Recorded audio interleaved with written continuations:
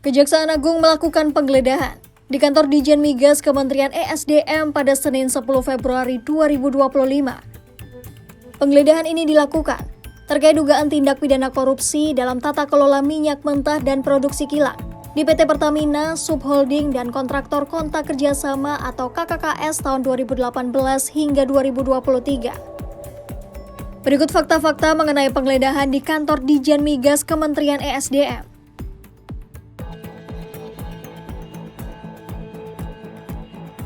Kapus Penkum Kejagung Harli Siregar menjelaskan, pihaknya telah melakukan penggeledahan di 3 ruangan di kantor Dijen Migas Kementerian ESDM, yakni di antaranya ruangan Direktur Pembinaan Usaha Hulu, ruangan Direktur Pembinaan Usaha Hilir, dan di ruangan Sekretaris Direktorat Jenderal Migas. Penggeledahan berlangsung sejak pukul 11 waktu Indonesia Barat hingga sore hari. Barang-barang hasil penggeledahan juga telah disita berdasarkan surat perintah penyitaan nomor 23 dari Direktur Penyidikan. Dapat kami sampaikan bahwa pada penggeledahan mulai tadi pagi menjelang siang hingga sore hari dilakukan di 3 tempat atau di 3 ruangan. Yang pertama di ruangan Direktur Pembinaan Usaha Hulu, kemudian yang kedua di ruangan Direktur Pembinaan Usaha Hilir, dan di ruangan Sekretaris Direktorat Jenderal Migas.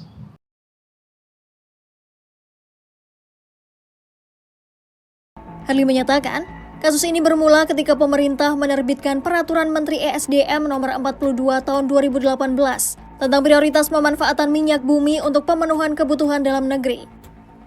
Peraturan tersebut mewajibkan PT Pertamina untuk mengutamakan minyak yang diproduksi guna memenuhi kebutuhan nasional, termasuk minyak yang berasal dari KKKS swasta. KKKS swasta juga diwajibkan untuk menawarkan minyak kepada PT Pertamina terlebih dahulu sebelum mengekspornya. Menurut Harli, jika penawaran tersebut ditolak oleh Pertamina, maka penolakan tersebut dapat digunakan untuk mengajukan rekomendasi ekspor untuk mendapatkan persetujuan ekspor. Namun pada kenyataannya, KKKS swasta dan Pertamina, khususnya PT Kilang Pertamina Internasional, diduga menghindari kesepakatan dengan berbagai alasan. Mereka beralasan, ekspor minyak mentah dan kondensat bagian negara tersebut dilakukan dengan alasan adanya penurunan kapasitas intake produksi kilang akibat pandemi COVID-19. Ironisnya, di saat yang bersamaan, PT Pertamina justru mengimpor minyak mentah untuk memenuhi kebutuhan kilang.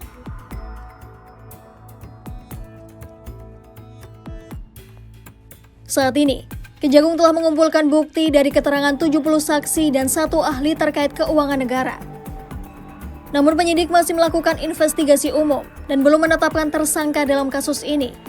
Oleh karenanya, kami juga tambahkan bahwa penyidik hingga saat ini sudah mengumpulkan setidaknya bukti-bukti berupa keterangan saksi ya terhadap 70 orang saksi.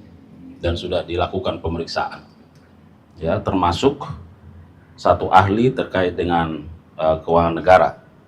Dalam penyelidikan ini, Kejagung juga menyoroti persoalan kelangkaan gas LPG yang belakangan ini dikeluhkan masyarakat. Menurut Harli, penyidik tengah mempertimbangkan faktor tata kelola gas dalam kasus ini.